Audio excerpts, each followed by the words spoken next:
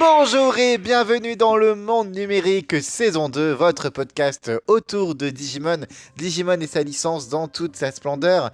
Et moi, Aldric, suis de retour pour ce second épisode de cette deuxième saison, en compagnie tout d'abord de mon cher et de mon loyal ami avec qui j'aime me friter, j'aime me disputer, j'aime me battre et j'aime diriger surtout, mon cher François. Bonsoir. Vous l'aurez compris, du coup, on va pas parler. Ah bah non, si, ils auront vu le titre, hein, mais on va pas parler des fanfics, du coup, cette fois-ci. Non, pas encore. Finalement, on a changé un peu la programmation, tout ça. Bah voilà, les aléas des coulisses.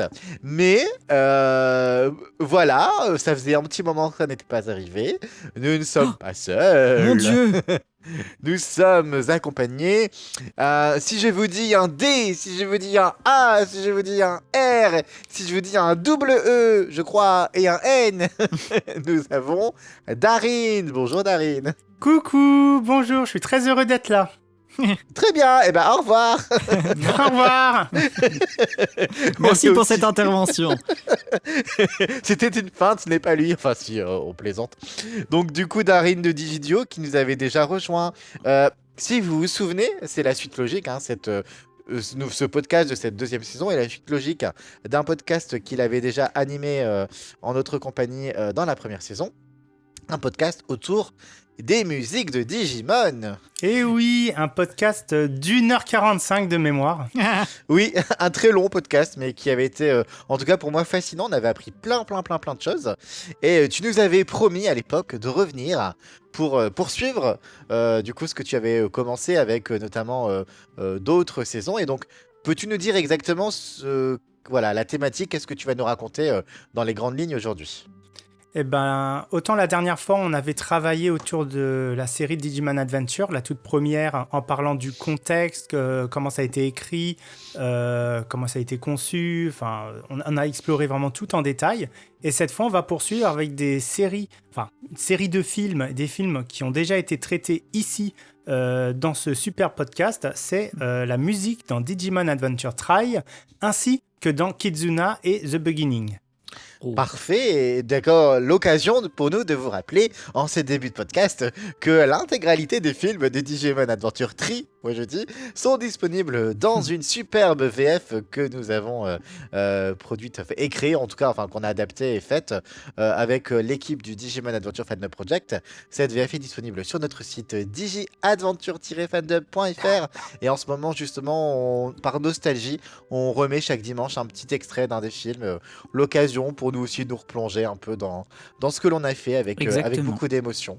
Puisque contrairement, en tout cas pour poursuivre ce que j'ai dit la dernière fois, cette fois-ci, là sur le site, ce sont les versions définitives des films qui sont, ça y est, ça ne bougera plus. Donc voilà, si vous voulez redécouvrir Tri avec les dernières mises à jour, n'hésitez pas. Et puis voilà. Et puis voilà, moi je propose que pour une fois, sans plus tarder, nous entrons directement dans le vif du sujet et qu'on se laisse entraîner et emmener par Darine, qui va nous apprendre des choses, j'espère. Bah, j'espère bien aussi. J'ai préparé tout un conducteur sur ces dernières semaines, donc il y a des choses à apprendre. Ça va être beaucoup moins violent que la dernière fois. On peut y aller directement. Il y a un petit programme, je vais quand même vous le dire pour que vous compreniez un petit peu. Donc d'abord, on va parler un petit peu du contexte de Digimon Adventure Try, on va se remettre un peu en selle. On va parler, alors la dernière fois, on avait d'abord parlé de musique, je crois, et après des chansons. Et ben là, on va faire l'inverse. On va parler des chansons et ensuite des musiques. Ça va être beaucoup plus sympa. Il y a pas mal de choses, mais on va pas vraiment entrer dans le détail. Donc d'abord, les génériques des films de Digimon Adventure Try, puis ceux de Kizuna, puis The Beginning, et ensuite les OST. Ok. Alors, le contexte. Déjà, quel est, pour vous, petite question, je vous mets ma contribution, quel est le point commun entre Digimon Adventure Try, Kizuna et The Beginning ? Alors, il y en a plusieurs, hein, bien évidemment. Mais... Ça parle de Digimon. Ah, je sais, on est dans un podcast de musique, le compositeur ? Non, pas du tout. En fait, c'est pour comprendre le projet global, c'est que le public visé, c'est un public de nostalgiques. Ah, c'est vrai ça. C'est pour ça, voilà, que je voulais les traiter en même temps, parce qu'il y a beaucoup de choses qui se répondent, il y a une suite logique, et ça serait dommage de de faire un petit podcast de 30 minutes sur les deux films, alors qu'en réalité, on peut tout rassembler assez simplement. Parce que du coup, pour toi, la façon dont la musique a été traitée dans Tree est un peu la même dans Kizuna et The Beginning, alors en gros. Alors, en ce qui concerne la musique, les chansons, complètement. En ce qui concerne l'OST, pas du tout, mais en fait, ça se répond et c'est intéressant de comparer les deux parce que ça va être deux compositeurs différents. Ok. Très bien. Alors, donc Digimon, petit rappel, 1999, voilà, il s'est passé après plusieurs saisons avec toute une évolution, je ne vais pas vous la faire, ça sera pour un autre podcast. Et donc on se retrouve en août 2014, donc 15 ans après. Donc il y a eu l'annonce du projet de Digimon Adventure Tri, une série de films destinés donc aux nostalgiques, aux enfants de l'époque qui ont aujourd'hui, à l'époque, avaient 25 ans, donc avaient de l'argent et pouvaient aller au cinéma. C'est nous. Et on avait aussi de l'argent pour acheter des goodies et plein de conneries. Voilà. Donc qu'est-ce qui s'est passé ? Pour donner un petit peu des dates, la première version de Butterfly Tri-version, donc petit rappel, Butterfly c'est l'opening de Digimon, a été diffusé le 6 mai 2015 lors du tout premier trailer diffusé sur Nico Nico Doga. Je m'en souviens, parce que tu vois les images dans le nouveau design, Cara Design des personnages et des Digimon, et qu'est-ce que ça m'a hypé de fou. Enfin, je sais pas vous, mais moi, juste voir cette nouvelle version de la musique, cette chanson avec les images, c'était magnifique. Ouais, c'était assez dingue avec une réorchestration. Alors là, il n'y avait pas le chant encore, mais ils ont arrangé les tonalités pour correspondre à celles de Koji Wada, les actuelles. On va revenir sur sa carrière à Koji Wada juste après. Ils ont changé la tonalité sur Try, mais elle reste toujours très haute pour un homme. Hein. Oui, c'est sûr. Par expérience pour le pauvre Romain qui a dû la faire en français, qui s'est bien brisé la voix parce qu'elle est vraiment très haute. Et donc, il y a eu le fameux Digifest 2015 en août 2015. Donc là, on est encore un an après. Oui. C'est la première fois qu'on découvre en entier et en live les chansons Braveheart Tri-version, I Wish. Donc Braveheart, c'était l'insert song à l'époque des Digimon Adventure. I Wish, le premier ending. Et Butterfly Tri-version. Donc, si je peux me permettre, c'est la seule fois où j'étais légèrement... Autant Butterfly et Braveheart, j'ai kiffé de ouf. Autant I Wish, je verrai ce que toi tu en dis, mais voilà, moi j'étais légèrement déçu parce que je préfère largement la première version, parce qu'il y avait ce côté trop techno bizarre qui m'a un peu déçu, alors que j'adore la chanson de base. Bah écoute, ça on aura l'occasion, on va en reparler un petit peu de ces chansons-là quand on va vraiment... travailler toutes les chansons des différents films. La retrace un petit peu d'historique. Okay. Donc ce Digifest 2015, donc il y avait des musiciens qui jouaient et il y avait IM et Ayumi Miyazaki qui étaient là. IM qui était déguisée en Taichi, qui était super mignonne d'ailleurs, qui était là, mais il n'y avait pas Koji Wada. Mais pourquoi donc ? Eh ben, en fait, il était invité, mais il était malade. Ah oui. Donc, je vais quand même retracer, là, c'est l'heure de retracer un petit peu la vie de ce chanteur-là. Donc, Koji Wada, je pense que vous vous souvenez un petit peu de l'histoire. Voilà, il a été repéré, blablabla. Il a chanté Butterfly, ça a plu, blablabla. Il faut revoir le podcast d'1h45 si vous voulez tous les détails. Qu'est-ce qu'il est devenu, ce Koji Wada ? Donc Koji Wada, il a fait sa petite carrière pendant quelques années en chantant du Digimon sur 4 ans. Il a chanté aussi pour un ou deux animés, je ne sais plus exactement, à côté. L'opening Ono no Overdrive pour l'animé Transformers, voilà, il chante ça en 2000. Il fait des petits albums, voilà, un petit peu confidentiels. Et en fait, il a combattu un premier cancer en 2023. Donc, c'est un cancer qui était un cancer... Alors, c'est le pharynx. Cancer du pharynx. Donc, il a mis en pause sa carrière. Et il avait une tumeur maligne dans le pharynx supérieur. Et donc, avec de la chimiothérapie et de la chirurgie, il a réussi à soigner sa maladie, même si sa tumeur n'a pas pu être entièrement enlevée, car elle est située derrière le nez. Ensuite, il a donc repris sa carrière en 2005. Donc, c'était 2 ans de maladie, globalement. Et donc, qu'est-ce qui se passe en 2005, ou plutôt en 2006 ? Savers. Exact, Savers. Donc, on le retrouve sur Digimon Savers, sur le deuxième générique, Hirari. Et puis, après, il continue sa petite carrière, voilà, il fait des petits events, C'est lui par-là. c'est lui qui est sur les inserts de Crosswords aussi, non? Il a fait des inserts de Crosswords, d'ailleurs, ouais. Ok. Je crois que c'est Tanimoto qui était à l'origine, qui voulait qu'il vienne. Je crois qu'il y avait une histoire comme ça, je ne sais plus en détail. Puis il a ramené Ayumi Miyazaki dedans, et puis hop, ils ont chanté ensemble. C'est passé pas mal de choses, mais ça, on parlera en détail un jour peut-être, si on quand on parle de Crosswords. Bien, chef. Parce que tant qu'à faire, autant faire plein de podcasts sur la musique Digimon. Hein. Oui. Je vais pas raconter. En fait, j'ai fait tout un dossier sur Digidio, sur Koji Wada. Je vais pas vous raconter tout en détail, mais il fait pas mal de choses. Il tourne de manière assez confidentielle. Et il fait même d'ailleurs une petite tournée avec IM sur une petite formation qui s'appelle Kaleidoscope. Hein. Ils sont tout contents. Et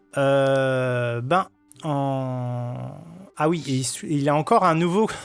Il doit soigner son cancer de nouveau. Je sais plus, je crois que c'est en 2009 ou 2010, enfin au début 2000.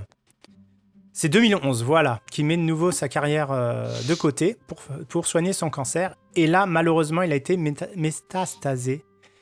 Et malheureusement, c'est trop tard. Hein, tout le monde le sait. Il va pas vivre jusqu'à 90 ans. Donc, il reprend ses activités en 2013. Et en 2014, il sort un petit album qui était plutôt chouette. Hein. Ou c'est en 2015 qu'il le sort. Bon, bref, c'est pas... Non, c'est pas très intéressant. Ah si, c'est en 2015. C'est en 2015, parce que là, c'est le plus gros regret de ma vie. Je vais raconter un peu ma life. C'est que j'étais au Japon en 2015, au printemps 2015, et il faisait une séance de dédicace à Shibuya, je crois. Et j'ai pas osé y aller parce que je voulais pas embêter les autres personnes présentes. Parce qu'on va au Japon assez rarement, ça coûte cher. Je vais pas les embêter un matin pour aller voir Koji Wada, donc je suis pas allé à sa séance de dédicace. Et j'aurais dû. C'est vraiment bête. Le plus gros regret de Darin. Et ouais, malheureusement. Et donc, on est en 2015, voilà, il a sorti son petit album, et malheureusement, sa santé va de mal en pis. Et donc là, on est en 2015, l'été 2015, il n'a pas pu participer au Digifest. Bon, donc on est en été 2015, et là, il y a Saikai ensuite. Le premier film de Digimon Adventure Try qui sort en novembre 2015. Et donc, qu'est-ce qui s'est passé ? Ils ont repris comme chanson le générique de Digimon Adventure, hein. C'est logique. Butterfly, la fameuse version qui est quand même vachement cool. Hein. Je sais pas ce que vous en pensez. Je suis d'accord, moi je l'aime beaucoup. Ouais. Et en ending, en générique de fin, c'est I Wish, le premier ending de la série, parce qu'on est complètement dans la nostalgie, on reprend vraiment ce qui se faisait avant. Après, donc, moi, on a une comme je version, dis, je suis content qu'il y ait cet ending, parce qu'en effet, c'est vraiment c'est un rappel puissant, je trouve, à la première saison et au début. Que IM en plus reprenne aussi, c'est cool. Mais vraiment, encore une fois, ce côté un peu trop techno là, de cette version-là, elle est... Voilà. Ouais, la modernité, c'est pas top à ce niveau-là. Ouais. Mais ils ont changé la tonalité aussi pour elle, d'ailleurs, non ? Sans doute, très très Ou probablement. c'est sur Keepon. François, je sais que tu le sais parce que... C'est sur Keepon qu'ils ont changé la tonalité. Ouais. I Wish, c'est exactement la même tonalité, Ouais, c'est juste effectivement un instrumental qui est un peu, qui est un peu techno. Voilà. Ouais, oui.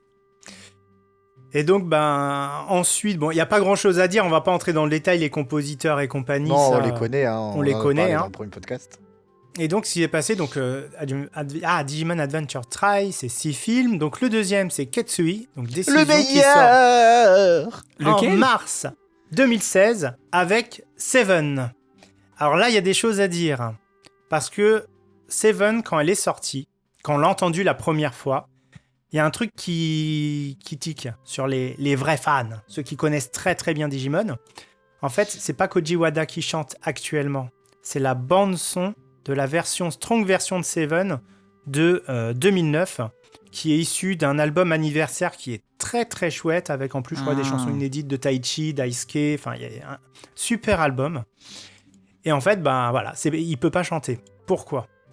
Soit parce que c'est un problème de planning, soit c'est parce que sa santé ne lui permettait pas de chanter. Donc on se posait la question, et en réalité, on l'a su juste après, il décède le 3 avril 2016. C'était d'ailleurs le décès, je pense, le plus marquant de toute l'histoire de Digimon. Il y en a eu pas mal, hein, des décès assez marquants. Mais là, aussi.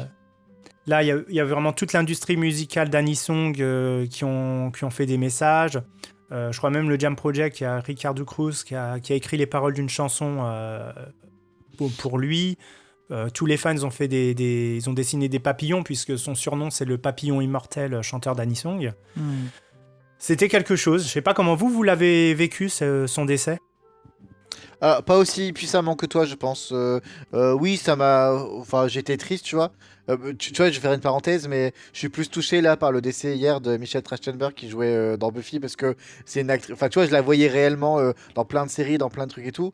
Que lui, alors que je suis très fan de Digimon, mais je pense que j'étais pas aussi méga fan que toi de la musique dans Digimon. Donc je peux pas dire. Enfin, ça m'a touché, mais je l'ai pas vécu comme toi et ton frère l'avaient vécu, je pense. Ouais, toi François, t'as... Pareil, exactement pareil qu'Aldric, surtout qu'en plus, on va dire que moi, quand Tri est sorti, j'étais beaucoup plus dans mon coin. Je pense que contrairement à beaucoup d'entre vous qui étiez surtout sans doute sur des forums ou même sur les sites, hein, comme Digiduo ou quoi, moi je redécouvrais Digimon. J'étais en train de retomber dedans en fait. Vraiment juste avant que Tri soit annoncé. Donc Tri, je l'ai un peu vécu dans mon coin de base, et effectivement moi le nom de Koji Wada n'était pas encore associé moi avec Digimon et tout ça, et c'est vrai que là je trouve que particulièrement en plus depuis Tri, ils ont tellement fait en sorte que les deux soient liés, que je trouve que les deux sont devenus un peu indissociables. Et maintenant, oui, c'est vrai que je pense que là, il partirait maintenant, je serais sans doute un peu plus affecté qu'à l'époque. Ouais, c'est... Après Koji Wada, comme j'expliquais, c'est le thème Butterfly et lui qui est associé. Oui. C'est un petit peu l'hymne de Digimon Adventure. C'est un des génériques les plus connus, les principaux, on va dire, de l'Anisong au Japon. Ouais, c'est pour ça, c'est pas pour rien qu'ils ont utilisé le papillon et tout ça pour le fameux concert qui était à son honneur en début d'année, là, le 5 janvier, du coup. Exactement. Et pour revenir un petit peu sur la chanson Seven, en fait, elle est très intéressante, la version de Digimon Adventure Try, parce qu'autant le premier Seven, la première, celle de 99, elle a été conçue comme un générique, donc assez joyeuse, autant celle-là, elle commence par des notes assez tristes, des notes de piano assez tristes. Elle est assez mélancolique, et il y a vraiment c'est vraiment une autre image qu'on a en tête quand on écoute ces paroles. Pour moi, c'est une des chansons les plus intéressantes de tout Digimon Adventure Try. Pour les images, hein, ça se passe au Onsen Monogatari à Tokyo, dans l'île d'Odaiba, qui a fermé d'ailleurs depuis, qui est un petit onsen sympathique où là, dans les images, il y a les personnages masculins, je crois, uniquement masculins de Digimon Adventure Try, qui sont là dans leur, je sais plus comment ça s'appelle ça, leur peignoir japonais là. Enfin, prendre un petit bain de pied. D'ailleurs, j'ai une petite parenthèse, mais voilà. Des versions françaises de ces chansons sont disponibles sur notre chaîne YouTube avec des superbes clips. Butterfly, c'est Romain qui l'a fait, donc qui joue Taichi. I Wish, c'est Shannon qui joue Mimi et qui est extraordinaire, hein, superbe chanteuse. Et la petite anecdote, c'est que Seven, l'adaptation française, a été chantée par nul autre que la personne qui a fait les adaptations françaises de nos chansons dans notre adaptation française, à savoir Manafi, qui est un peu connu sur YouTube pour faire ça, notamment avec pas mal d'opening ou d'ending d'animés, voilà. C'est la petite parenthèse. On le salue en tout cas. On le salue en effet, je sais pas s'il nous écoute, mais s'il nous écoute, il n'a qu'à mettre un commentaire. Ah là là. Donc ensuite, on arrive au... Alors évidemment, il y a les insert songs dans ces films. C'est uniquement Braveheart. Hein, oui. On a une nouvelle version, il n'y a pas grand-chose à dire. Il y aura un Le film, film. je sais plus c'est lequel, où même elle dure 7 minutes. Oui, le film 4. Ouais. Voilà. Mais après, rien à dire. Moi, je trouve que cette version, elle était quand même vachement cool. Enfin, je trouvais que Butterfly, au final, la version de Tri était sympathique, mais elle respectait, on va dire, beaucoup l'original. Autant celle-là, je trouve qu'elle était la nouvelle version de Braveheart, je la trouve très adaptée à, enfin justement, à une insert song pendant les combats. Ah oui, carrément. Voilà, avec des Tout à fait sonorités. d'accord, elle est très Avec très des épique. sonorités qui viennent vraiment j'ai perdu le mot, mais compléter. Je trouve l'animation, je pense à certains passages dans la musique qui sont un peu plus, enfin je saurais pas comment dire, mais un peu plus étranges ou quoi, qui se collent exactement au bon moment pendant les séquences d'évolution et tout. Je trouvais que cette version était vraiment adaptée, en tout cas au côté un peu plus récent, quoi. Alors que quand on regarde la saison de 99, l'insert song et tout, bah enfin, je trouve que c'est très dans son jus et dans son temps. Je sais pas si c'est. Si je vois ce que tu veux Voilà. dire, oui, c'est. Donc c'est- voilà. C'est mieux inséré dans. Je trouve pas le terme, mais oui, je comprends. Je pense que les Mention éditeurs spéciale comprendront. quand même pour Braveheart, moi je dis dans Tri, elle est sympa. On est d'accord. Ensuite, on arrive au troisième film, donc pour moi le meilleur, hein, Coco Ou Haku. Butterfly, d'ailleurs, n'arrive pas dès le début dans le troisième film. Ouais. Ah peut-être, je sais plus, mais. Ah non, elle arrive quasiment à la fin. Oh là là. Et donc l'ending, petit quiz. C'est quoi l'ending de Coco Haku? Ah, Boku c'est la ni chanson Totte. Boku ni Voilà, Totte Boku ni de Totte. Yamato. Voilà, donc ça devient intéressant parce que c'est la première, enfin, nouvelle piste originale, nouvelle chanson originale destinée, pour le coup, pour le projet Digimon Adventure Try, qui est chantée par Yamato, mais pas le même seiyuu qu'auparavant, mais par un nouveau seiyuu. Et la particularité de cette chanson, c'est que c'est une chanson du groupe de Yamato, mais on n'entend pas du tout du film, ce qui est Night complètement of the... stupide. Bah, si, on entend les premières notes de musique au concert du spectacle. Incroyable. Rien à voir avec l'épisode de la saison 2. Alors, rien à voir avec la superbe chanson. Ouais, tout à fait. Mais, attention, on l'entend quand même autre part. Est-ce que vous savez où c'est? Bah, dans Ah, la pas dans- bande-annonce qui récapitule le film 3. Non, Oui. dans le Digimon Stage, la pièce de théâtre Digimon Ah Adventure oui, Try. Ah, c'est mais vrai. si, on l'a vu, François, il chante avec le groupe et tout. C'est Et vrai. d'ailleurs, les gens qui jouent les musiciens, c'est eux qui jouent aussi les Etemon de couleur et compagnie. Donc, C'est vrai. Bon. Mais en tout cas, elle a été utilisée pour. C'est Oui, tout à fait. une fun fact, c'est que pour la bande-annonce qui fait genre 3 minutes, qui était diffusée au Digifest pour récapituler les films précédents. Pour les 2 premiers films, c'était du coup Butterfly. À partir du film 3, ça devient l'ending du coup. Donc c'était là, Boku ni Totte a été utilisé pour le récap du film 3 du coup. Hein. Eh ben écoute, moi je l'avais pas, hein, François. Ah donc, tu apportes des choses. Mais la pièce de théâtre qui est disponible en VOSTFR sur YouTube, sur Waouh. notre chaîne YouTube. Eh, mais la pub quelle là, su- c'est publicitaire de ouf, Aldric. Ah non, mais moi, c'est 5 minutes une pub, 5 minutes une pub. Ah là là. Donc Boku no ni Totte, moi je l'aime beaucoup et en fait j'aime beaucoup en fait il y a une basse qui est quand même très très présente, c'est beaucoup plus sombre et ça correspond bien à Yamato qui est un personnage assez taciturne de base. Rock romantique, moi j'adore, il y a ce côté en effet rocker romantique, la musique est... Moi je la kiffe, je suis tout à fait d'accord avec toi et je trouve que c'est vraiment une bonne musique faite dans notre version française par Niwa qui joue Gabumon, le partenaire Oh là de là. Yamato. Tout est lié. On arrive ensuite à Soshitsu, le 4e film et l'ending c'est... Keep on. Oui. I am. Alors, Keep On, que dire? De mon côté, je trouve le film inintéressant et à chaque fois, alors, moi j'ai vu la version qui est découpée en 4 épisodes et pas le film. Quoi, t'as pas À vu chaque notre fois qu'il y avait version l'ending française? Keep On, c'était mon seul moment de lumière et de bonheur. Alors, je suis déjà, j'espère que depuis tu as vu la version film que l'on a faite, hein, et non pas les versions Oui. épisodes. Et surtout, je suis d'accord avec toi. Et même chose que I Wish, il y a ce côté, alors encore plus en Keep On d'ailleurs, je pense, le côté tectonique dans tous les sens. Je sais pas si vous avez Ah ouais, ressenti à ça. fond. D'ailleurs, alors, petite parenthèse, pour les auditeurs, Keep On, c'est le 2e ending de Digimon Adventure 99. Hein, pour Et vous ton situer. préféré, il me semble. Moi, c'est mon préféré. C'est une chanson incroyable chantée par I Am, qui double Mimi dans Oui, la oui. série d'origine et pas dans la nouvelle série, bien évidemment, puisque Tout à c'est pas fait. les mêmes doubleurs. Et c'est pour ça que dans notre version française, c'est Shannon qui joue Mimi qui la chante. Ah Mais là cette là fois- là, vous êtes mieux que les Japonais. Non, mais en duo avec. On l'a J'ai- fait en duo du coup avec J'ai- Sokalin qui joue Carrick. J'ai une question d'ailleurs, peut-être là-dessus, tu sauras peut-être répondre ou pas d'ailleurs, Darin, je ne sais pas.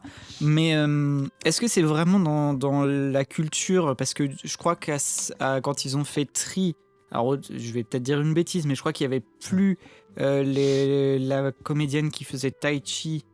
Et Sora, elle est morte. Mais Sora, c'était pendant Tri, je crois. Non? Ah, Il me semble Alors, moi, c'était que, avant. que le film 3 commence avec à la mémoire de Koji Wada et de la comédienne qui faisait Sora. Mais du coup, est-ce que c'est vraiment dans la culture de changer tout le monde à partir du moment où il y en a une qui est plus là, ou c'était totalement autre chose? Là, je pense par exemple à IM qui, du coup, aurait totalement pu reprendre son rôle de Mimi dans Tri. Alors, en fait, c'est pas dans la culture de changer. Si on change, c'est vraiment parce que on veut rebooter complètement tout un casque, tout plein de choses. Mhm. Dans Digimon, normalement, alors c'est pas hyper clair et c'est de mémoire, mais en gros, quand ils ont commencé à parler un petit peu aux anciens doubleurs, enfin aux agences, il y a eu un nom de la doubleuse de Taichi à l'époque qui était encore vivante, mais a priori, elle se savait malade, l'agence savait malade, donc ils ont dit non, c'est pas possible. Et du coup, sans Taichi, peut-être qu'ils se sont dit, finalement, est-ce qu'on va pas non plus repartir sur un nouveau cast? Bah, Par tu vois, contre, les Digimon, ce c'est sont les mêmes stupide. qu'avant. Je pense qu'ils ont réfléchi comme ça, mais c'est pas certain. Mais c'est stupide, je prends l'exemple de Dragon Ball, la seiyuu de Bulma, elle est décédée, ils ont changé la voix de Bulma, mais c'est pas pour ça qu'ils ont changé, ils ont dit ah bah on va changer Goku, Vegeta et les autres, enfin tu vois. Ouais, De toute mais façon, c'est pour pas- Digimon, j'ai toujours trouvé ça assez étrange au final. C'est même pour 2020, parce que pour Tri, c'est le cas aussi, c'est que les seiyuu des Digimon sont restés les mêmes. Par contre, pour les humains, tout a changé. Et même pour la saison de 2020, les seiyuu des Digimon sont les mêmes que ceux de 99. Mais voilà, ils ont changé les Je humains. me demande si c'est pas non plus lié au côté un peu iconique des seiyuu. Je pense, enfin là j'interprète un peu, mais les seiyuu des protagonistes, ils sont un peu remplaçables, c'est pas ceux qu'on retient, alors que la voix d'Agumon, c'est une voix qu'on retient. Bah- Dans Dragon Ball, en comparaison, la voix de Goku qui fait tout plein de personnages, elle est immensément connue. Pareil on s'en rend pas compte, mais Vegeta, Piccolo, Oui. tout ça, toute la bande, c'est des noms absolument incroyables. Ce sont des voix qui font rêver beaucoup de gens. Alors que dans Digimon, la voix de Joe, je suis désolé, je suis pas certain que c'est ce qui fait Bah, rêver. Les gens se souviennent plus de Gomamon, Agumon ou Digimon, Gabumon. ouais. Bah après je suis d'accord, dans le sens, ça se justifie aussi en se disant bon, ils étaient enfants, ils sont jeunes ados, jeunes adultes, donc tu vois, je veux dire, voilà, il y a... ça m'a pas tant dérangé que ça, mais c'est vrai que en fait, c'est peut-être dommage pour les autres comme Ayem, qui du coup est dans le projet malgré tout, qui aurait peut-être voulu continuer à jouer Mimi, même si je ne sais pas le nom de la seiyuu, mais j'aime beaucoup quand même celle qui fait Mimi dans Tri. Oui, ils sont très très bien. Bah, celui qui double Taichi, c'est Natsuki Anae. Et pour la petite anecdote personnelle, à Japan Expo, je travaillais pour Aniplex et il m'a frôlé ce seiyuu. Ah Il m'a pas regardé, il m'a frôlé. Voilà. Très heureux. Bon, et si nous passions à la musique, la plus belle musique de Tri selon moi, qui est Oui, celle la du plus belle. cinquième On arrive au 5e film, Kyosei 2017. Et donc la chanson, c'est Ai Kotoba. Ah là Alors, là, pourquoi tu j'aime cette l'aimes? musique. Ah, mais en fait, moi je l'aime. Mais alors, la première fois que je l'ai écouté, en fait, je m'attends, comment dire, bah, je savais pas à quoi m'attendre parce que je regarde je l'ai entendu et je sais pas, elle a une émotion, il y a une nostalgie, il y a une émotion, il y a un truc dans cette musique où en fait, pour moi, pour l'anecdote, quand on l'a adapté en français pour Digimon, donc c'est Shannon et Niwa qui ont repris les voix et qui font le duo dans notre version. Même eux, enfin tous ceux qui ont participé ou eux au chant, la personne qui nous a filmé et tout pour le clip, ça, tout le monde me disait mais c'est dingue ça, on ne dirait pas une chanson Digimon, enfin sortie du contexte, tu la prends, tu l'écoutes, c'est vraiment une chanson que tu peux écouter dans la vie de tous les jours sans te dire ouais bah, c'est une chanson d'animé, je sais pas si vous voyez ce que je veux dire, et moi je la trouve magnifique, voilà. Alors, c'est très très très rigolo ce que tu me racontes là. Parce qu'il n'y a pas plus Digimon comme chanson Digimon que celle-ci. Parce qu'elle a été composée par Ota Michiko. Pour ceux qui se souviennent, le compositeur Digimon est écrite par Hiroshi Yamada. le parolier de Digimon. C'est la première nouvelle chanson à avoir vraiment le duo de Choc, enfin l'équipe de Choc, hein, on a tout le monde. Donc en réalité, il n'y a pas plus Digimon que ça. Et Mais puis- là où je peux aller un peu plus loin que ce que tu dis, c'est que depuis les ponts ont coulé, il s'est passé énormément d'années. Michiko Ota, il a énormément écrit pour plein d'idoles, de chanteurs, chanteuses très très, plus ou moins connues quand même, mais beaucoup de choses. Donc entre-temps, son style a peut-être un peu changé, donc c'est peut-être pour ça qu'on peut la considérer comme une chanson hors Digimon. Bah, c'est surtout en plus, elle a une vraie musicalité. Elle a le fait que ce soit un duo aussi. Enfin, il y a un côté romantique un peu dans le truc. Et puis même les effets, les effets canon réponse et tout dans la chanson. Bah, franchement, moi je trouve que tout matche superbement bien dans cette musique. Et encore une fois, c'est une musique que je peux vraiment écouter régulièrement. Bon, maintenant je l'écoute en VF parce que j'aime Shannon, mais voilà. Je sais pas ce que Ouais. toi, François, tu penses de cette musique d'ailleurs. Et ben pareil, c'est un petit truc que j'ai redécouvert en faisant le projet du Phantom en fait. Pour moi, les endings de Tri à l'époque étaient passés assez inaperçus, sauf ceux effectivement connus du genre I Wish ou Keep On, qui étaient des très connus qui étaient vraiment liés à Digimon. Pour moi, le reste, je pense à Boku ni Totte et puis Ai Kotoba. Et Kotoba, ouais. C'était pour moi deux génériques qui étaient assez au final, sur lesquels je m'étais pas arrêté. Et c'est vrai que la version française qu'on a faite de Ai Kotoba, je suis assez fan. Elle est arrivée sur ma playlist dans ma voiture, entre autres. Bah ouais, non, mais moi aussi. Mais c'est que c'est une musique que je fais écouter aux gens en soirée sans leur dire que ça vient de Digimon, tu vois. Je la mets comme ça et tout, et les gens me disent ah, elle est belle et tout, cette musique, c'est qui, c'est quoi et tout. Mon petit plaisir de placer comme ça du Digimon ni vu ni connu. Mais je suis d'accord avec toi, elle est vraiment très très belle. Ouais. Et je trouve ça. Alors, je suis à la fois content qu'ils aient repris d'anciennes chansons pour les endings, parce que côté nostalgie, et en même temps, moi je dirais pas non à une nouvelle pépite de ce genre-là, tu vois, à l'avenir, en ending de Digimon. Voilà. Ouais. D'ailleurs, Ai Kotoba, musicalement, c'est pas le premier duo, parce qu'il y a eu le deuxième ending de Digimon Frontier, la série préférée de François. Oui, mais je boude Frontière, tu le sais très bien. C'est An Endless Tale, qui est chanté par Koji Wada et IM, qui est une merveille également. Mais Ai Kotoba, ce qui est intéressant, c'est qu'il y a beaucoup, beaucoup moins d'instruments que les autres chansons de Digimon, tout simplement. Enfin, les autres génériques, on va dire plutôt. Puisqu'à part du piano, un petit violon, je crois, très, très doux, il n'y a pas grand-chose. C'est assez sobre et c'est ce qui rend cette chanson assez forte, je trouve. Ouais, je suis d'accord. Et donc, pour finir, le dernier film, Bokura no Mirai, l'ending, ils se sont dit, allez, Osef, on va balancer Butterfly, Fit, IM, Miyazaki et les 9 élus, et let's go, c'est parti. Alors, Et pour le là- coup... Ouais. Pour le coup, moi perso, tu n'auras peut-être pas le même avis, mais je trouve que c'est un très bon choix. Alors, j'aime ce genre de projet, j'aime ce genre d'initiative. Le côté un peu collégial où tu as tous tes personnages qui chantent et tout, plus ou moins bien d'ailleurs. Moi, je suis fan. Mon seul regret, vraiment, François le sait, je regrette tellement parce que nous, la fin de notre aventure a été compliquée. Les derniers films, l'adaptation, enfin les doublages et tout, ça faisait 2 ans et demi qu'on était dessus, c'était compliqué. J'aurais rêvé de faire la même chose avec toute notre équipe et d'avoir tout le monde. On l'avait plus ou moins fait avec l'opening, même si tout le monde ne chantait pas. Mais là, je me suis dit, mais ça aurait été tellement jouissif d'avoir tout le casting qui chante. Parce que on en pense qu'on veut, parce que oui, c'est pas parfait, loin de là, mais il y a un côté sympa quand même, un côté fun. Ouais, moi je la trouve assez faible cette chanson. Je m'attendais à autre chose. Et quand je compare à d'autres collégiales qui existent dans l'univers Digimon, je trouve que celle-là elle est assez rapide, assez facile. Et bon. Mais c'est un avis perso, hein. Pour finir, j'aurais préféré autre chose. Mais Il y a un truc un collectif français que je me souviens plus du nom. Ils en ont fait une version.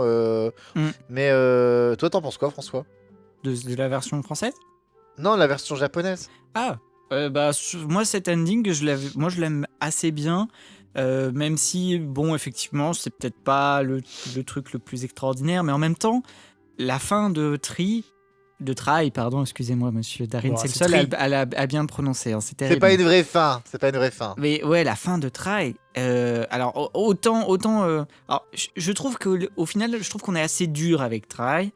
Même si, et encore une fois, je sais qu'on en a parlé, mais moi j'attends les dossiers de Data Ravel pour savoir qu'est-ce qui s'est passé Oui, pendant cette ça arrive production. quand Mais je trouve que par contre, s'il y a un truc qui est vraiment nullissime dans Try, c'est la fin.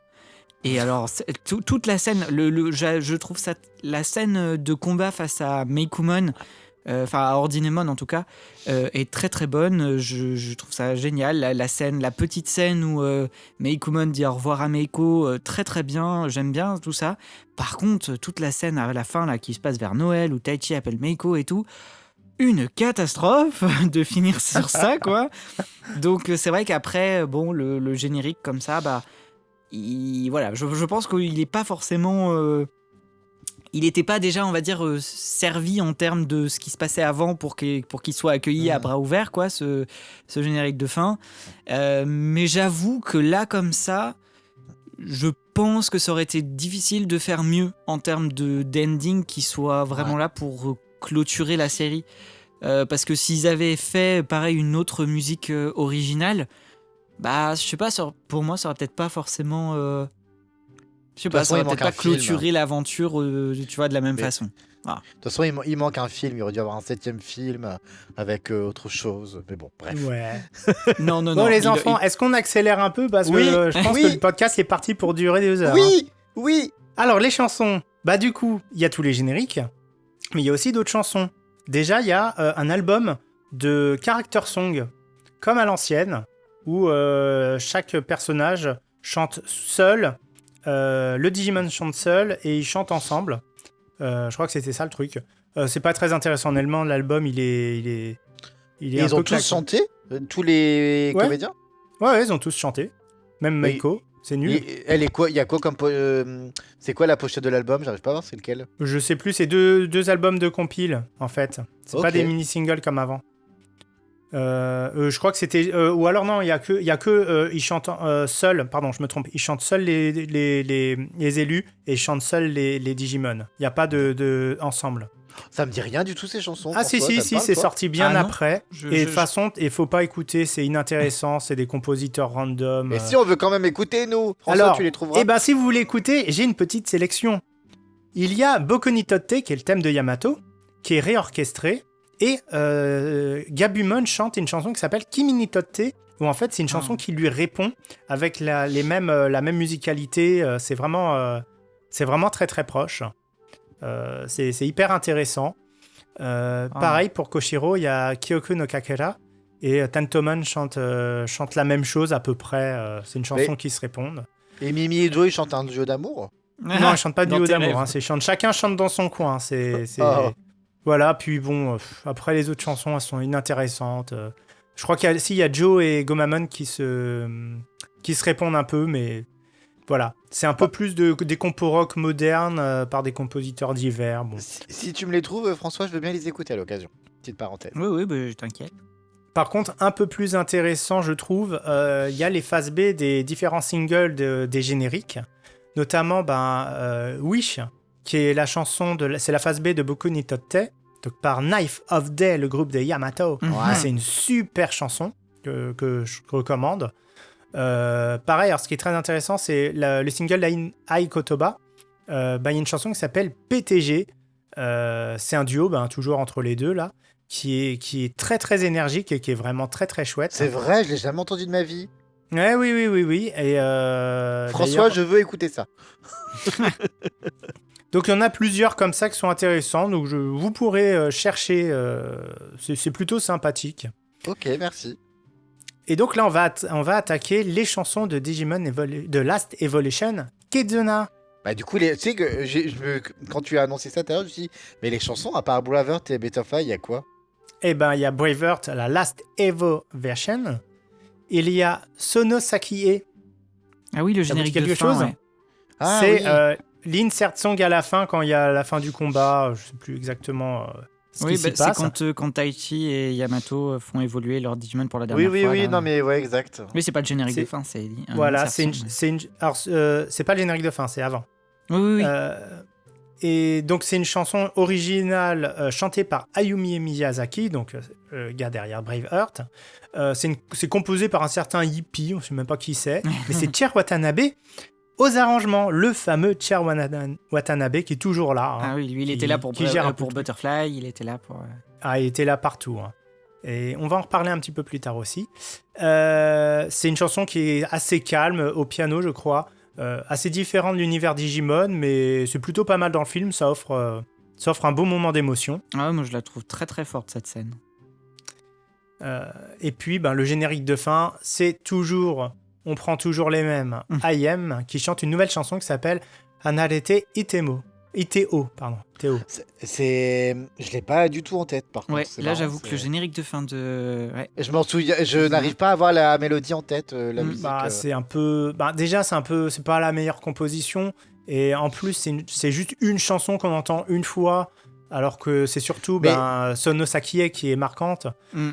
C'est peut-être pour ça. Mais ce qui est dingue, c'est qu'on en parlera après, mais autant les OST, je les ai en tête et ils sont magnifiques et waouh, on en parlera tout à l'heure. Mais autant, ouais, la chanson, de l'ending, je m'en souviens plus du tout. Ouais. D'ailleurs, cet ending, dans le single, il y a IM qui fait une reprise de Ashita wa Atashi no Kaze ga Fuku, le fameux premier générique de fin de Digimon 02. Oh, je l'aime trop, Ah celui-là. ouais? Et ouais, et elle est excellente. C'est une Mais version un pourquoi petit peu je ne l'ai comme, jamais entendu? c'est comme Keep On et I Wish, c'est un peu électronique. C'est vraiment chouette. Vous écouterez. Hein, de Tu toute me la façon, même trouves, vous, François, et tu me fais une petite compile? chers auditeurs, écoutez tout ça si vous retenez les noms. Hein, ou peut-être que vous écouterez pas parce que ça vous dit rien. On parle. Sinon, vous envoyez un mail et François vous répondra et on vous... Voilà. Ouais, bien François, sûr. c'est notre secrétaire. Et il vous fera des compiles personnalisés. Ça va, non mais oh. Et là, on va passer à The Beginning, donc le dernier film en date, qui est toujours destiné à un public de nostalgie. Pareil, mais je l'ai Allez, vu on l'année s'en met dernière. pas, c'est parti, let's go, on va reprendre les mêmes et on commence par le générique de Digimon Adventure 02 et Ouais. on le modifie même pas, c'est la version de 2000, bam, Target Akai Shogeki qui commence. Le film commence sur ça, sur l'ancienne version. C'est complètement fou. Ok. Je sais pas si vous avez remarqué. J'ai pas fait gaffe, mais j'adore cette musique, donc moi ça me va très bien. Il me semblait qu'elle avait pas été, retravaillée. Ouais. Elle a été retravaillée, je crois, il me semble, qu'il y a eu une nouvelle version réarrangée, avec toujours Koji Wada, mais sa vieille bande-son de l'époque. Mais dans le film, il commence vraiment par l'ancienne version. Qu'est-ce qui se passe dans ce film ? Eh ben, on retrouve Braveheart. Bah oui, dans Digimon Adventure 02, on entend Braveheart, c'est débile. Non mais pourquoi ils ont fait ça, en fait ? Mais pourquoi J'ai pas oui, compris. Oui. Enfin, alors The Beginning, pour les auditeurs, c'est un film nostalgique pour la saison 2 de Digimon. Braveheart, c'est l'insert song de Adventure, la première saison. Pourquoi elle est dans le film ? Je me souviens même plus quand est-ce qu'elle est là. Ouais. C'est très mal inséré dans le film. Elle a jamais été en entier. C'était genre les 30 premières secondes et hop, ça enchaîne directement sur Beat It. Ok. Il y avait une évolution quelque part dans le film. Ah oui, sais je pas, crois que c'est quand c'est les séquences d'évolution de la fin là qui redémarrent Ouais. en plus avec la musique qui redémarre à chaque fois. Ouais, qui redémarre, à c'est ça, zéro. 30 What secondes, the hop, fuck, ça ce enchaîne truc, sur cette Beat It et histoire. ça s'arrête de nouveau en 30 Ouais. secondes après. Mais- Après, je pense que je suis assez biaisé sur Braveheart parce que j'aime beaucoup toutes les différentes versions qu'on nous propose. Et celle de The Beginning, je suis assez fan. C'était l'intro de la saison 1 d'ailleurs, du coup, du podcast. Elle est incroyable, hein. Celle de Beginning, pour moi, c'est la meilleure. Mais C'est la plus épique. C'est vraiment dommage qu'on l'entende pas dans le film. Mais de toute façon, moi je rejette tout ce qui est ce film. Hein. Je suis désolé, hein, mais. Mais là, on parle de la musique, c'est Ouais, pas mais grave. même la musique, hein. mais non. Même l'utilisation de la musique, on vient de le dire, tu vois. Genre, je veux Oui. dire, la musique qui redémarre à chaque séquence d'évolution. Là, enfin, bref. C'est débile. Bref. C'est Voilà. débile. Et Avançons. donc, ils ont refait Beat It, qui est l'un des génériques des insert songs d'évolution. qui est une super version hyper épique. Et comme on dit, elle a été utilisée, elle s'est arrêtée 30 secondes après. Voilà. Et après, elle revient. On la réentend après un peu plus longtemps pour le combat, je sais même plus lequel. Alors Qui était là, vraiment chouette, quoi, pour le coup. Et l'ending, c'est une chanson que vous avez sans doute oubliée encore, hein, Oui. de IM, hein, parce que IM, elle fait les endings, voilà. Hein, c'est pas l'héroïne, hein, c'est la ouais. C'est Various Color. Mhm. Ça vous parle. Le nom me dit quelque chose, mais alors... Bon, c'est pas un peu osef, on est un peu méchant quand même, hein, mais... Non, avec The Beginning, on ne peut pas être assez méchant, je pense. Ouais. Mais bon, c'est pas sur ce film qu'on va s'attarder le plus. Ah non, pas du tout. Mais il y a eu des character songs. Attention, et là on aime. Ah oui, ça, et là oui, exact, c'est ouais. ça. J'avais confondu avec Kizuna, Adventure Try. Donc Kizuna, il n'y a pas de character song. Par contre, pour Zero to the Beginning, il y a eu des character songs et donc sur le même format qu'à l'époque, c'est-à-dire un single égale l'humain qui chante, l'élu, le Digimon et ensuite un duo. Et donc on a tous nos personnages préférés. Non, pas tous. Pas tous, sauf un. C'est qui? C'est sauf Ken, non? Non. C'est qui? Je sais plus. C'est qui a pas François? Alors, dans les dramas, il y avait des histoires avec, je crois que c'était Yori Ah non, mais les et Miyako caractères qui avaient songs. été mis de côté, mais sur les insert songs, j'en ai aucune idée. Ah d'accord, je pensais que c'était dans la caractère son. J'ai dit une bêtise. Ouais, Non, autant c'était pour moi. c'est des dramas à côté. Il y avait eu des histoires sur quasiment tout le monde, sauf Yori et Miyako, qui avaient genre Oui. salut, Oui. vous en fait. On les regrettera pas. Et tout le monde a chanté, sauf Rui, qui est doublé par Megumi Ogata. Ok. C'est con parce que c'est quand même le personnage central du film. Et c'est Oui. très bête parce que Megumi Ogata, qui est une seiyuu quand même très très célèbre, puisqu'elle double notamment Shinji Ikari dans Evangelion, Kurama dans Yu Yu Hakusho, elle double, comment il s'appelle, Yukito dans Sakura. Elle chante, elle a même fait des albums. Non, où elle reprend de arrête. l'anisong. C'est la. Tu vas me dire que la comédienne qui fait Rui, c'est celle qui faisait Yukito? Oui. Oui, c'est bon, je suis ruiné. Il a gâché toute sa Ça y est. toute sa voxographie en faisant The Beginning. Oh non, Et tristesse. Rui surtout. Oh la vache, le pauvre sur Rui, quoi. Mais non, c'est trop Oh là. triste. Ah là là là là. Bon, en tout cas, les chansons, elles sont vraiment pas folles. Il y a quand même... Comme le film. Il y a quand même la chanson de Daisuke quand il chante seul, s'appelle Running Man, qui est composée par Michiko Ota. Voilà, on le retrouve vite fait ici, mais il y a peut-être la chanson là, de Yori Armadillomon qui est plutôt sympathique, mais globalement, c'est vraiment pas intéressant. Je Bon, confirme. on en On a passe fini au- avec les chansons. Donc pour résumer, ils se sont dit on va reprendre toujours les mêmes chansons, on va les réarranger. Braveheart, elle a eu 50 réarrangements. Et puis voilà, et puis tout le monde est content. Et il y a de la nouveauté. Et dans la majorité des cas, les nouveautés, elles sont pas très intéressantes, à part quelques pistes évidemment. Est-ce que vous avez un petit mot derrière pour conclure, Aldric et Sur le- François? Sur le chanson, je pense que tu as tout dit. En effet, il y a deux petites pépites qui sont les nouvelles, notamment pour Try. Les autres, après, c'est les goûts et les couleurs. Hein. Il y en a qui vont préférer les anciennes, toutes les nouvelles. Ça reste quand même des bonnes chansons. Moi, perso, que j'adore écouter de temps en temps. Quand je regarde un film, elle passe, c'est pas des chansons que je zappe, tu vois. Enfin, que ce soit générique de début, de fin. Voilà, moi, j'aime. Très bien. Et on va François? passer. Ah, pardon, oui, François, il doit parler. Non, mais pareil, pas grand chose de plus à dire. Oh. Voilà, sur certaines qui sont effectivement un peu plus remarquables, voilà, qui reviennent tout de suite, genre celle de l'insert là, de la fin de Kizuna qui est excellente et tout, qui m'est revenue, alors que par exemple le générique de fin, j'ai complètement oublié. Mais voilà, ouais. Eh ben, très bien. Du coup, on va passer à la seconde grande partie qui sont les OST des films de Tri, puis de Kizuna, puis de The Beginning. Donc, vu l'heure, on va encore faire 1h40, c'est ça? Alors non, parce que déjà, je préviens tout le monde, ça sera pas comme la dernière fois où je parle piste par piste et je retiens énormément de choses intéressantes. On va plutôt parler global. Ouais. Ok.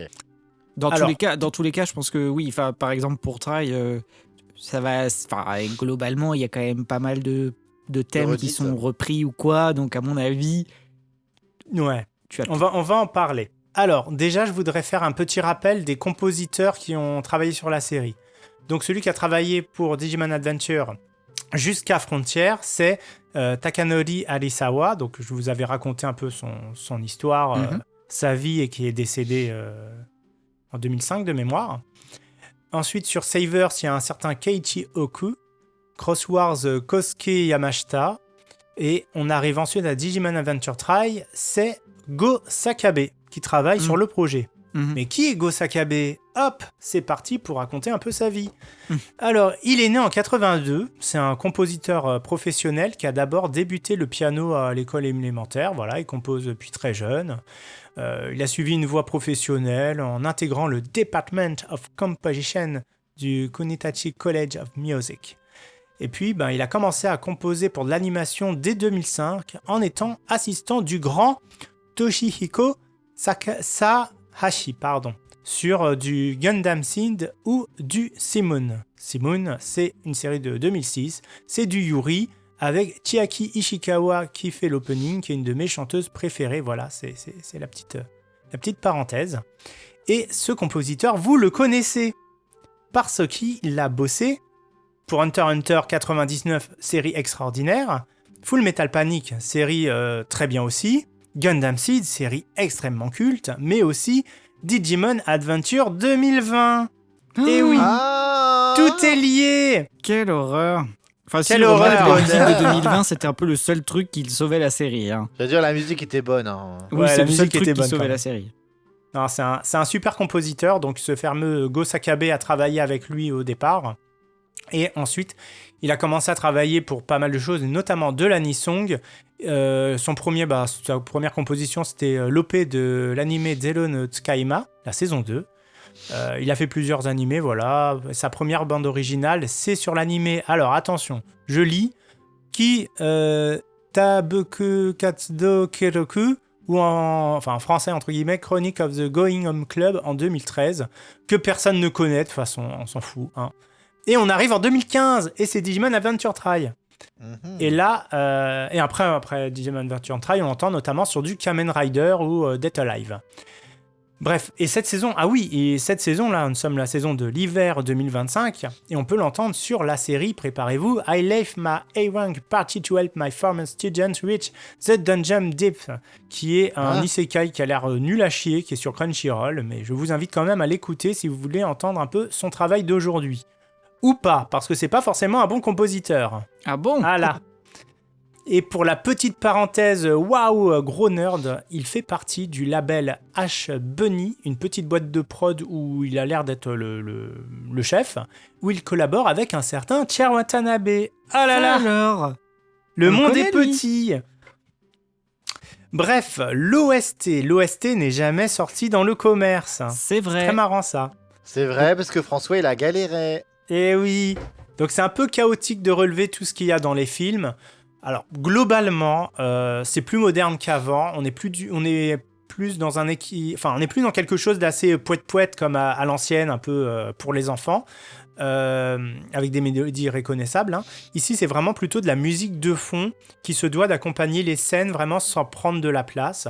Il n'y a pas vraiment de mélodie reconnaissable dans l'ensemble. Il travaille notamment avec Asunori Ebina, qui est le directeur du son, pour savoir quoi composer. Voilà. Par exemple, le réalisateur de Try, il a même dit qu'il fallait que l'OST ne sonne pas enfantine. Il fallait quelque chose de plus mature.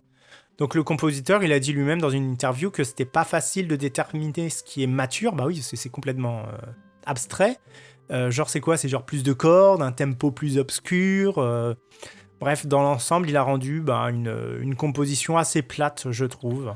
Ah, je trouve que t'es un peu dur quand même sur ce que je trouve qu'il y a quand même quelques petits thèmes qui sortent du lot. Je pense à celui du sacrifice de Héraclès Kabuterimon juste avant le redémarrage.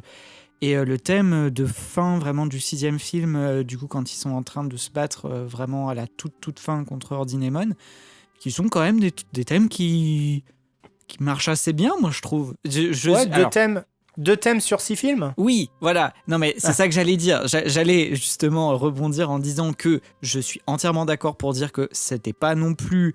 C'est pas. Moi, je retiens pas Tri pour ses musiques. Ça, c'est clair. Mais de là à dire que c'était complètement plat, point d'interrogation. Voilà. Bah, moi, je suis rejoint François. Alors, moi, perso, bah, j'étais clairement le public visé. Je suis très bon public et surtout, moi, voilà, j'étais la personne pour qui ces films étaient faits. Et moi, j'ai la musique, j'en ai un très bon souvenir parce que, voilà, et je regarde encore les films de temps en temps. Et je suis d'accord sur le fait qu'en effet, ça fait pas enfantin. C'est ce que j'aime bien dans cette musique. Il y a un. Il y a certains moments, pour moi, il y a certains moments émouvants et poignants. C'est notamment l'OST, vous savez, quand Capitaine Tantomon, il dit adieu et tout, là, bah, qui revient souvent, mais cet OST-là, bah, moi, perso, je pleure. Non, pas vous? Non. D'accord. Si, moi, je suis assez fan de celle-là, de ce thème-là. Ouais. Non, il y a quand même des jolies pistes dans Kokoaku. Il y a quand même des moments qui sont... En fait, ça s'intègre bien et ça accompagne l'action. L'OST ne vit pas seule. Elle vit vraiment pour les films. Ce qui est d'ailleurs son rôle principal, attention. Oui.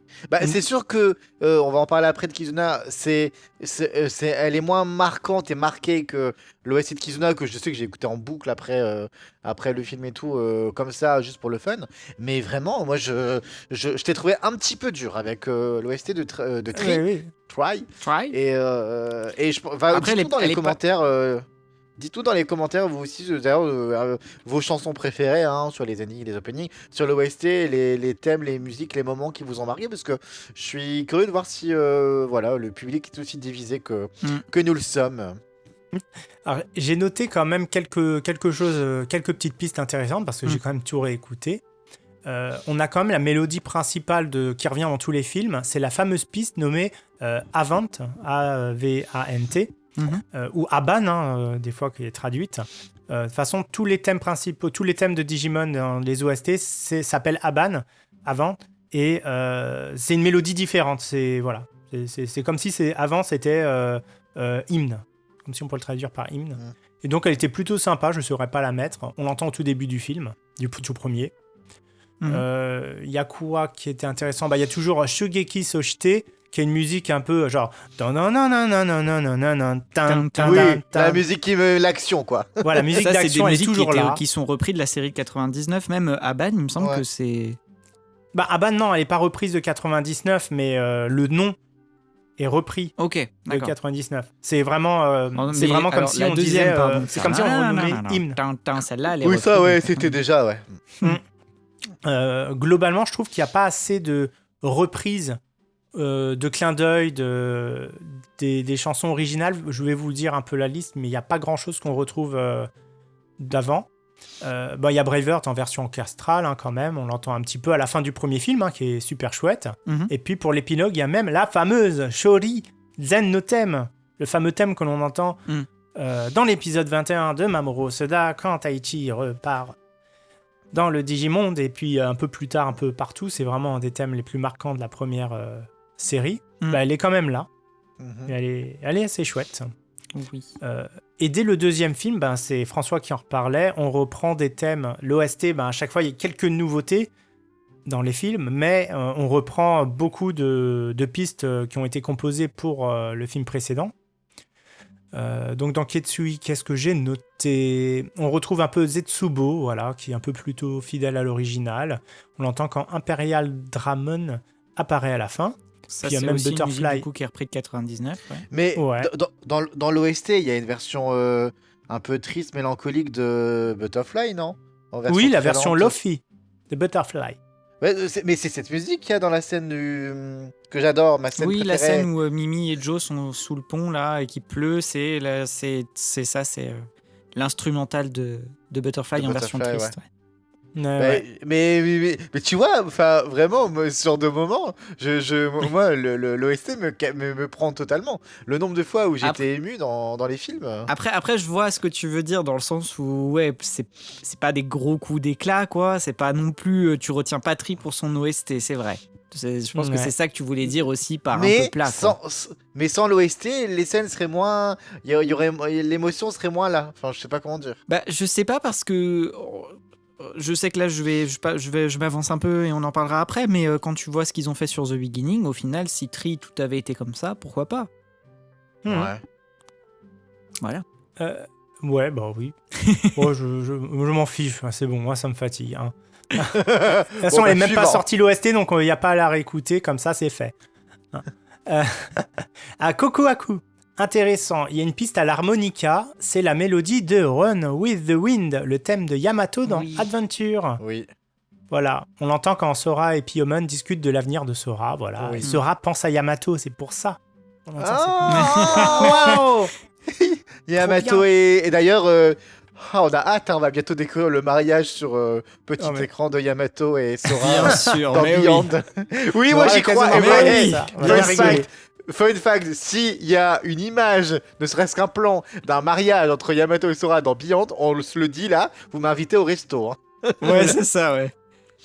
Moi, j'aurais juste un commentaire à faire, et pareil, comme ça, désolé, je vais faire encore traîner ce podcast, je fais vite, mais juste j'ai remarqué la dernière fois, et je me suis fait taper dessus par Aldric, mais dans les images officielles de Beyond, ils ont leur Digivice, Taichi et Yamato, sachant que normalement, les Digivice sont censés être disparus après The Beginning. Donc, point d'interrogation sur ce que sont ces Digivice. Moi, je dis, est-ce que du coup, ce sera encore une incohérence Mais dans non, la série, on va nous annoncer ou un est-ce que- film. Ouais, mais Ouais. c'est pour ça. Point d'interrogation là-dessus. Voilà, parenthèse refermée, on peut continuer sur les musiques. Ah là là. Bref, dans ce film, Kokoaku, il y a notamment une piste qui s'appelle Namida no Yukue, qui vient de Digimon Adventure 99. Mm. Et d'ailleurs, c'est pour ça aussi que j'aime pas les OST, parce que je trouve, en fait, on reconnaît pas la piste originale. Elle est mature, genre avec des violons, genre on n'entend pas de mélodie, alors qu'à l'époque, c'était la fameuse piste qu'on j'adore les entend violons. quand Yamato, il était un peu vénère, c'était une belle piste à l'harmonica qui transmet instantanément les sentiments profonds et refoulés de Yamato. Mm. Là, c'est vraiment très très plat. Et en gros, voilà, globalement, c'est ce que je reproche à l'OST. C'est vraiment la piste, la Ok. reprise exacte, quoi. On a entendu tes reproches, Darine. Voilà. Je balance mon sel, désolé. Ensuite, on arrive à Soshitsu. Alors, il en parle dans une interview. Il y a une piste qui est très très intéressante au tout début du film. C'est le flashback de Maki. Ah oui. En fait, Mais cette musique, mais tu vois, juste cette musique, ouais, elle non. est magnifique. grande réussite, hein, pour le coup, grande réussite. Il a choisi un trio de piano, violon et accordéon et en rajoutant un filtre dessus pour que le rendu fasse comme les vieux films muets du début du XXe siècle. C'est ce qu'il raconte. Et c'est réussi. Surtout que si je peux être en mode geek et nerd pour avoir bossé sur le mixage du film, la musique de ce passage-là est mixée aussi en mono. C'est-à-dire qu'elle sort que par Impossible, le canal central qui est normalement réservé aux voix et tout, comme les vieux films qui étaient en mono à l'époque. Bah, c'est parfait. Mais Ça correspond sublime, vraiment cette musique, cette scène, enfin c'est presque trop court, tu vois, enfin c'est un truc, on aurait tellement aimé en voir plus de ça, donc C'est ça. Et puis après, on arrive à Kyosei, le 5e film. J'ai rien retenu à part que l'ensemble sonne un peu plus grave qu'avant parce que Oui. on est dans un film qui parle de la mort. ouais. Et puis on Mais arrive pareil, tu vois la musique à la fin quand Yamato ramasse les lunettes et qui donne son truc d'encouragement auprès des autres, que Taichi a disparu et qu'ils sont tous en mode PLS, genre c'est la fin, on va mourir et tout, enfin et que Yamato, il y a la musique derrière, enfin je sais pas vous, mais moi, enfin ne dites pas que ça vous met pas les poils, Non. d'accord. Et Monsieur- François, J'avoue que non mais d'en reparler après, j'avoue qu'au final elles sont pas marquantes de fou, mais il mais y a elles quand sont même- là. Quand tu Oui. repenses aux scènes, tu les as dans la tête, quoi. Celle de la fin du 5 là, oui, où ils sont justement en train de retourner dans le monde numérique là via la distorsion et Taichi qui crie sur homéostasis et tout ça là, elle est pas mal quand même celle-là, hein. Où Meiko dit je vous en prie, tu es là. Quand même. Ouais. Voilà. Et bon, on arrive à Bokura no Mirai et on retrouve à la fin Shori Den no Tem, hein, qui est toujours aussi sympa quand les Digimon parlent dans le monde blanc là avant le combat Ouais. final. Hmm. Et voilà, j'ai retenu que ça. Et puis voilà. Non mais c'est bon, passe à Kizuna, on va avancer le podcast. Il n'y a pas que des fanboys ici. Hein. Non, mais j'avoue. Après, franchement, très sincèrement, je comprends ce que tu veux dire par musique plate. Parce que là, du coup, on va parler de Kizuna. Pour le coup, c'est clair que moi, Là, c'est l'OST un de chef-d'œuvre. Kizuna, je la préfère à 1000%. C'est un chef-d'œuvre. Voilà. On est Eh d'accord. on peut passer à Kizuna. Alors, pourquoi ça marche? Peut-être parce que la compositrice est super. Parler de la compositrice, une certaine Harumi Fuuki, à 35 ans aujourd'hui, je crois. Et elle fait aussi The Beginning. Bref. Alors, d'après son site web, elle a gagné 3 fois l'Academy Award à la Japan Harumi Fuuki. Je ne sais pas ce que c'est, mais c'est pas grave, ça a l'air cool. Elle travaille sur des séries, des films et des séries télé live et animation japonaise. Elle fait pas mal de choses depuis plus de 15 ans. Elle utilise beaucoup le piano, mais aussi des instruments à cordes et à vent, du classique, au rock, au jazz. Elle fait vraiment plein de choses et elle fait tout toute seule, du synthétiseur à la création sonore. Et c'est une vraie cinéphile. Alors, en ce qui concerne l'animation japonaise, elle n'a pas énormément travaillé derrière, mais elle a fait quand même de très très belles choses à son actif. Elle est derrière la première série de Tsurune. Je ne sais pas si vous connaissez, vous deux. Non. Pas du tout. Alors, c'est un animé génial de Kyoto Animation qui met en avant des jeunes lycéens qui font du kyudo. La musique, elle est douce et assez marquante dans le récit et elle transporte les spectateurs dans le cœur des émotions de ces jeunes qui, s'ils sont fébriles émotionnellement, ils loupent leur cible. Parce que le kyudo, c'est du tir à l'arc. C'est une série qui est vraiment incroyable. D'ailleurs, pour Aldric et François, il y a de l'amitié. Vous savez, le fameux They Seems to be very good friend. Ah, c'est bon, on va Voilà. regarder. Voilà. Non, c'est vraiment une excellente série de Kyoto Animation qu'on oublie très souvent parce que c'est des beaux gosses et comme il y a beaucoup de misogynie, et donc les animés avec des beaux mecs, c'est moins bien pour beaucoup de gens. Alors qu'en réalité, c'est vraiment très très chouette. Et la musique, elle est très très très marquante. Elle a travaillé aussi donc, sur la série télé, pas le film, la série télé de Piano Forest, qui est diffusée sur Netflix, qui parle de jeunes qui font de la musique classique, donc faut pas se louper derrière. Et puis en film, très important, c'est, on va dire, la compositrice attitrée de Keiichi Hara, qui est un très grand réalisateur de films d'animation, parce qu'il a fait Miss Okusai, il a fait Un été avec vous, que je recommande, qui est génial, Colorful, qui est un film qui parle de suicide, de personnes qui se font harceler. Je l'avais vu au cinéma, ça a été une vraie claque. Et il est même dans les films suivants, il a fait Wonderland ou Le Château solitaire, bref, c'est vraiment... Bref, elle travaille avec un grand réalisateur, elle a fait que de très très belles choses. Du coup, elle est dans Kizuna, ça tombe bien. Pour une fois, il se paye quelqu'un de talentueux. Et qu'est-ce que ça donne ? Ça donne beaucoup d'anciennes mélodies reprises pour le film, avec quelques nouveautés comme Twilight, qui est une belle mélodie au piano, From Spain, qui est assez jazzy, Wire Puller, très électro avec des violons par-dessus. L'arrivée d'Omegamon se fait avec des guitares et des cuivres épiques. Et puis, il y a de l'électronique qui arrive en interlude. Enfin, c'est vraiment un beau résumé de ce que la compositrice propose. Et puis, vers la fin, on a même de l'orgue et des chœurs sur Aurora. Ah ouais. Bref, qu'est-ce qu'il y a dedans ? Il y a le boléro pour commencer le film. Ah oui, c'est vrai. Oui. Ça, il n'y a pas plus Digimon Adventure que ça, avec le fameux combat en mode kaiju dans la ville contre Parrotmon. Hein. Ensuite, vous l'avez... peu de gens l'ont repéré. On entend Sakuhin numéro 2, Haru. Oui. Quand on Dans entend quand en ils sont fond, en quand train Taichi de et Yamato manger sont dans le dans un resto, resto. Voilà. On entend un peu comme si c'était la radio qui diffusait la musique. On retrouve le fameux Shugeki Soshite, bien sûr, qui est là, avec une orchestration qui est beaucoup plus fine qu'auparavant, tout en gardant la même énergie.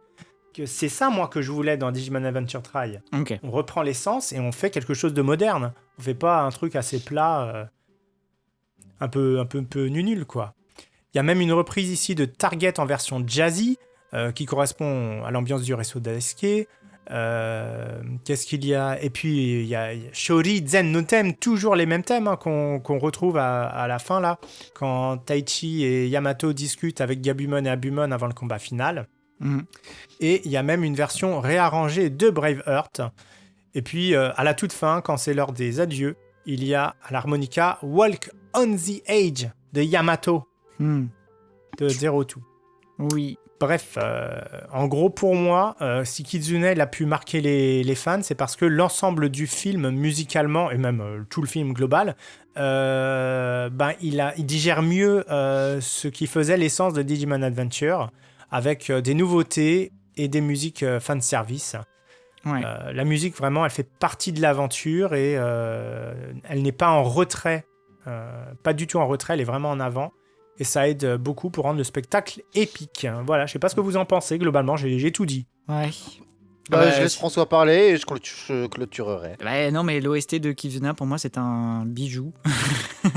Je trouve qu'effectivement, ils ont trouvé le bon équilibre entre ce que tu as dit, les musiques qui font référence à des anciennes, enfin qui reprennent carrément des thèmes des anciennes et des nouvelles. Moi, tout ce qui est les thèmes autour de Menoa, je suis un client. Vraiment, moi, l'OST, ma préférée, c'est celle de Neverland, quand du coup, ils arrivent vraiment face à Menoa à la toute fin, là, dans le monde numérique, et que là, elle révèle son Neverland magnifique. Il y a des chœurs qui sont... où il y a des sortes de déformations, enfin, je sais pas comment, la façon dont elle chante et tout, où ça fait très lugubre et angoissant et tout, et les musiques sont, enfin, moi je les trouve magnifiques, je les trouve toutes magnifiques, le thème de Menoa fantastique. Bref, je n'ai que des bonnes choses à dire. J'ai adoré ce qu'ils ont fait pour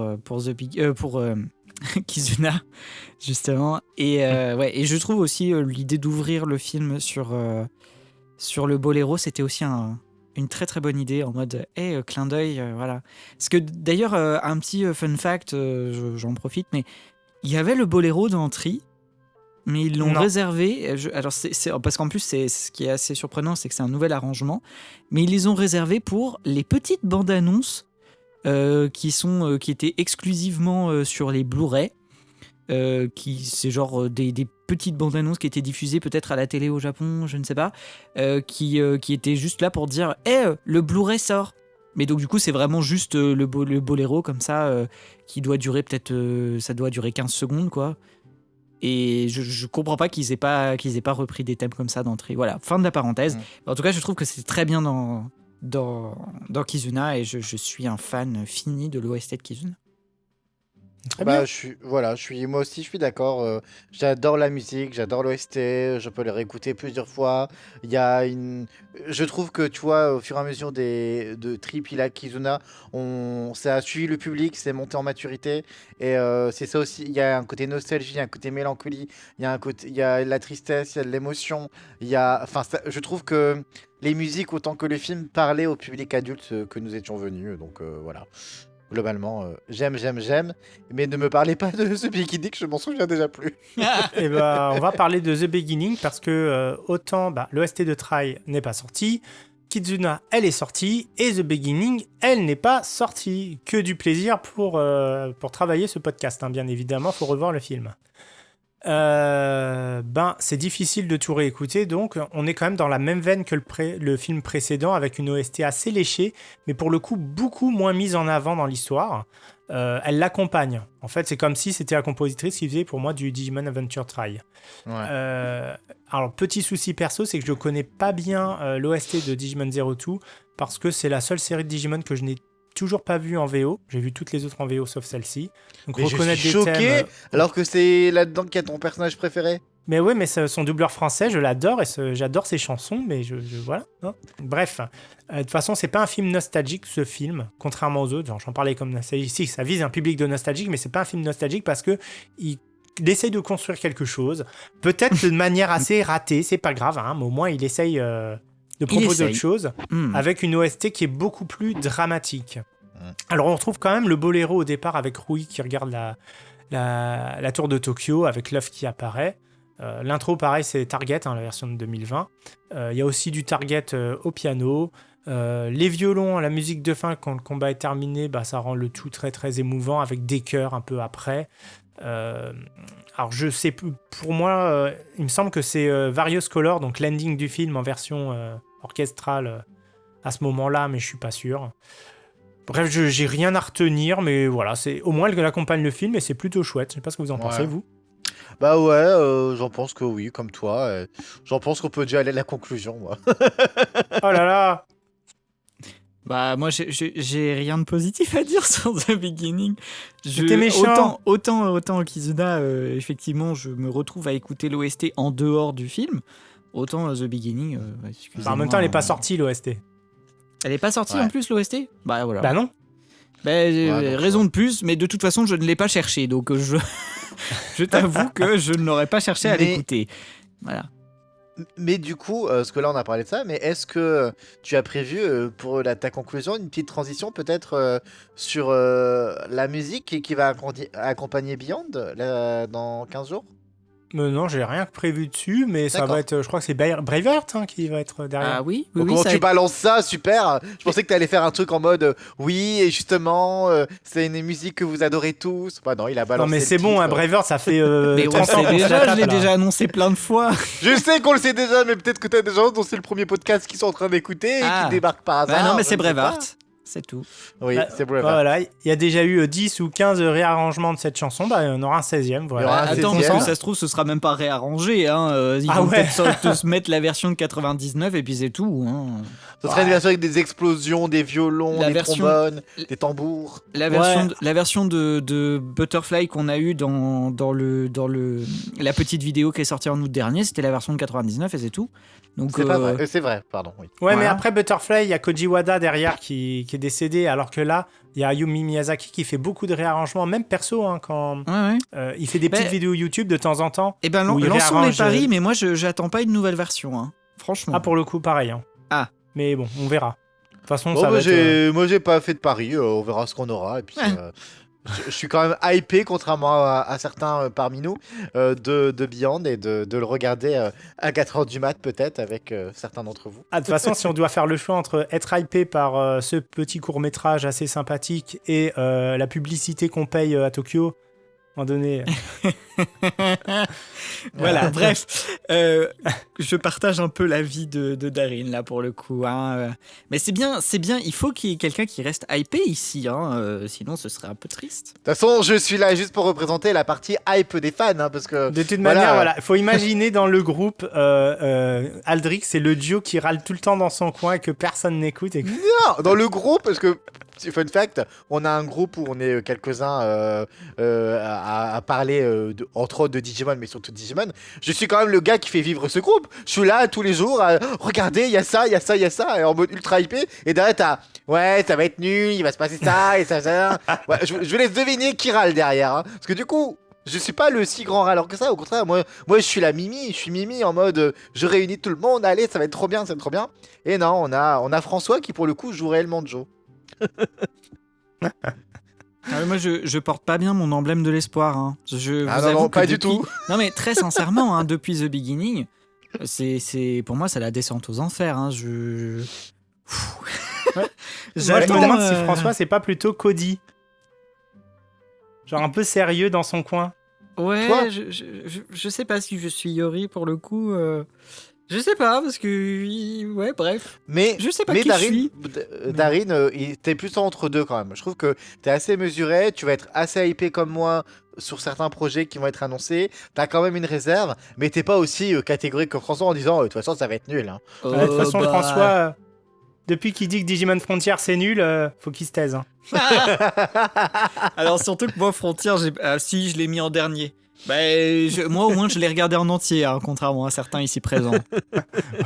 Bon, on digresse, hein, on digresse. Je pense que c'est peut-être l'heure parce que les auditeurs ils vont se dire Oui. mais quand est-ce qu'ils se taisent, hein, ces gens-là? Bah, je sais Bah, pas, ça parce te qu'apparemment, dit, quand ça est-ce se frite, que- ça fait de l'audimat, dirait Aldric. Donc, Oui, c'est ça. Et les gens adorent les dramas. ma foi. Et donc, Darin, d'ailleurs, du coup, est-ce que tu as tout dit ce que tu devais dire?